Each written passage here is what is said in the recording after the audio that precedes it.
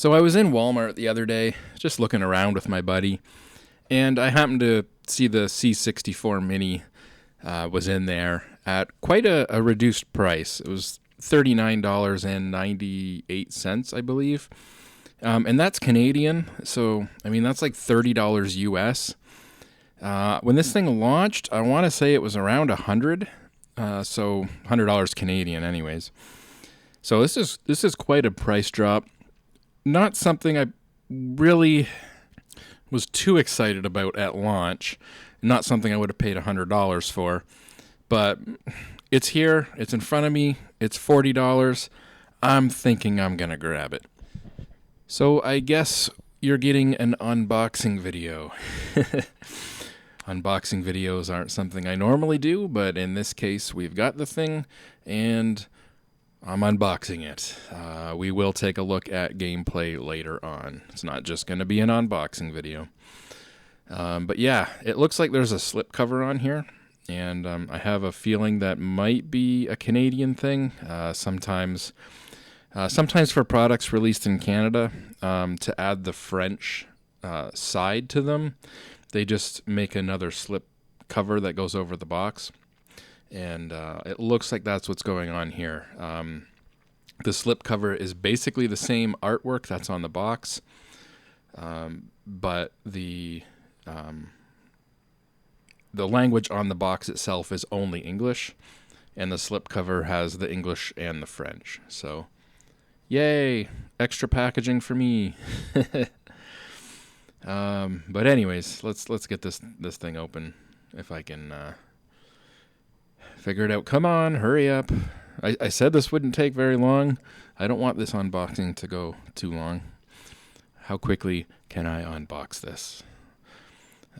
Filming this with a new camera, by the way. Hopefully it looks good. Hopefully it's in focus. I'm filming this with a Nikon D3300 DSLR, and I've got it in manual focus. Why do I have it in manual focus? I don't know. I like manual focus. I don't have to worry about the camera going in and out of focus during the video. Set it to the best of my ability and hope it's good. But it looks good. So I think we're good. So there it is in all of its glory. This is the first time I've seen this thing in person. I should have expected it to be this small, but for some reason I was like, wow, it's really small. Honestly, it just looks cool. It's part of the reason why I bought it. Well, I mean, let's be honest. I can emulate Commodore 64 on just about anything. I've said that about other mini or classic edition systems like this in the past. Part of the reason why you're buying it is because it looks cool. Just admit it. Looks like there's clear protective tape on the buttons. I'll take care of that in a minute. First impression of the controller. It's a little bit lightweight, but it doesn't feel too cheap. And spoiler alert, it works pretty good. It does. It works pretty good.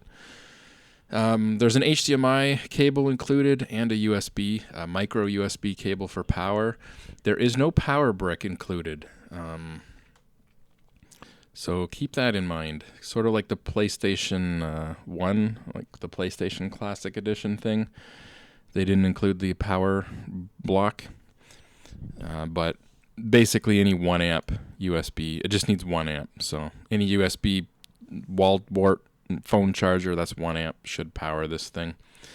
Taking a closer look at it, again, it looks great. The quality of it's really well done, actually. The plastic doesn't feel cheap by any means.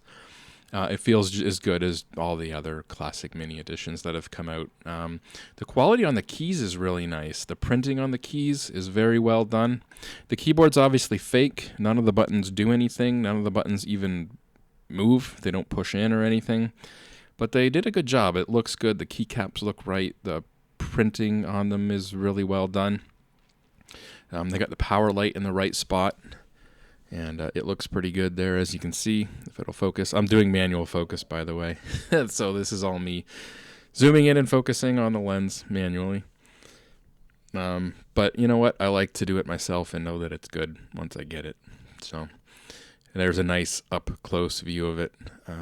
I think it looks great.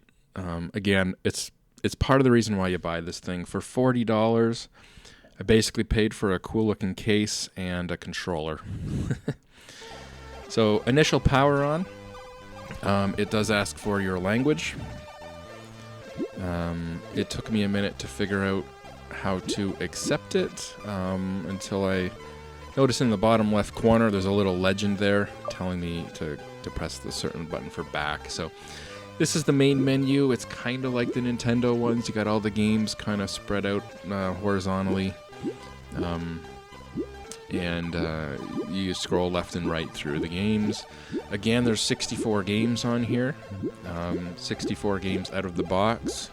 I'll try and remember to mention something near the end when I'm mentioning the firmware update. Again, most of you, anyone who's been looking at this remotely seriously probably knows there's a firmware update, or there is firmware updates for it. That will allow you to play your own games, and that's official. You can officially load your own games onto this. You're not stuck with the 64 that are in it. So they made it really easy to do that. I will be showing that at the end of the video, but for now I want to concentrate on the games that are included, just the built-in 64 games, and we'll talk about the firmware update at the end.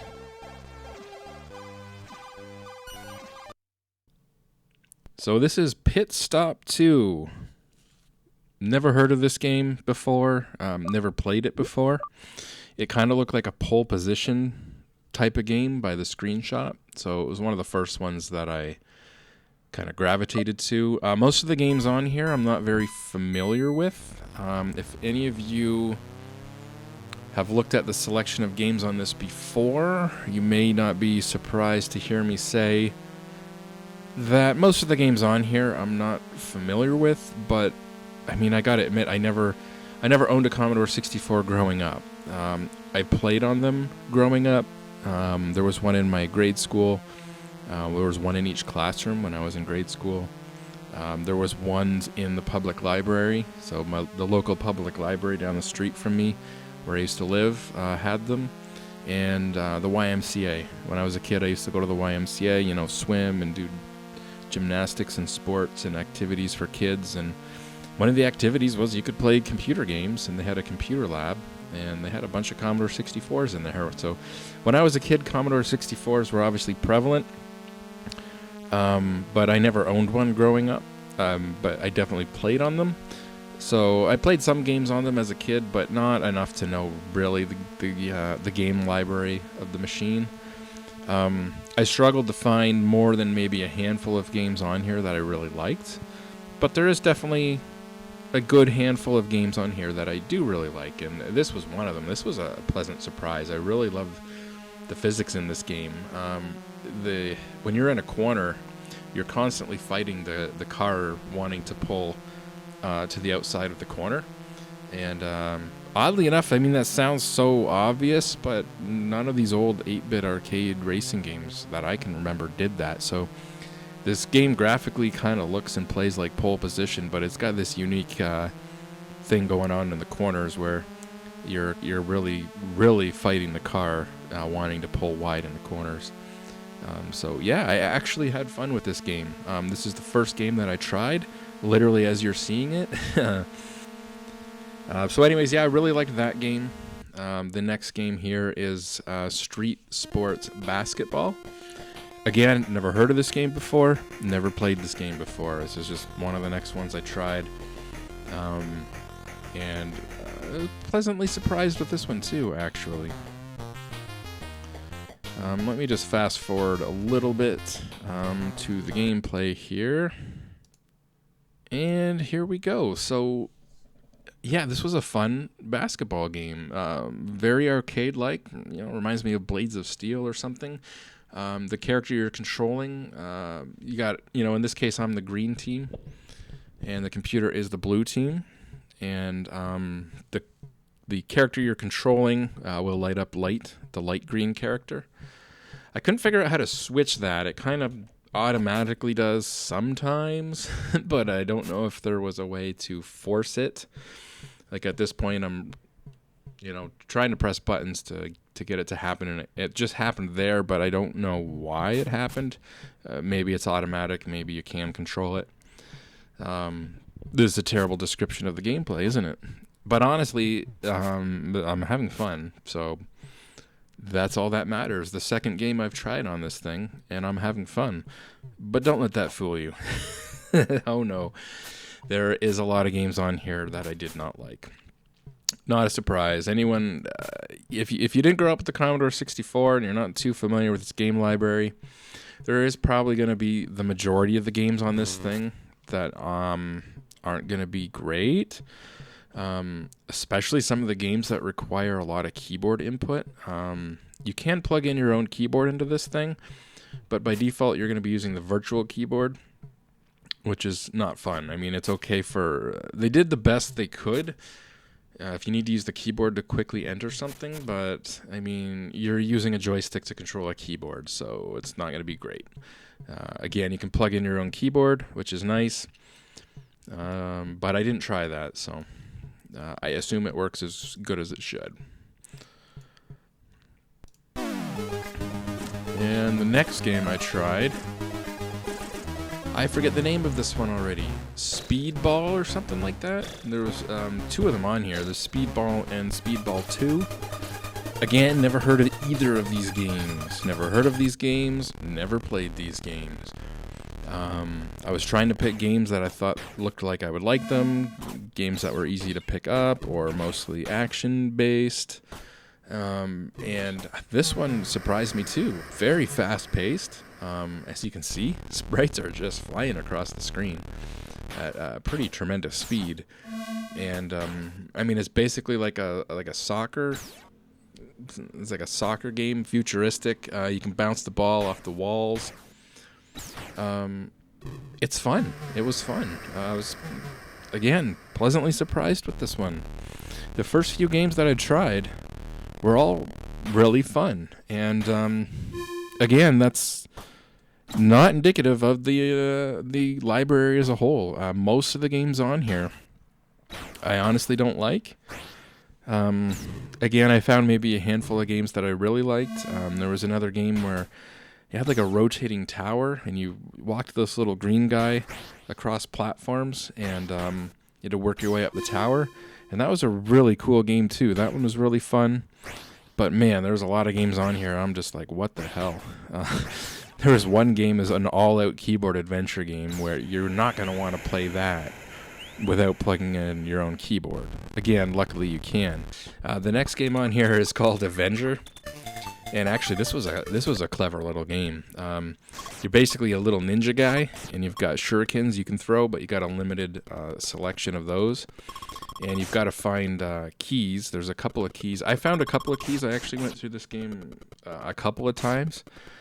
And on the first playthrough, I went through the locked doors in a different order, and that seemed to be a better order than when I did it the second time through, of course, while recording this video. So I ended up kind of getting stuck. But yeah, this is a cool little game. Once you run out of shurikens, you can kick and punch. So I don't know if there's a way to force yourself to use to kick and punch and not use the shurikens, or if it's just automatic based on how far the enemies are away, or you just use the shurikens until you don't have them anymore. Again, there's only one action button on a Commodore 64, so you gotta have low expectations for that. That's the problem with a lot of the platformers I tried.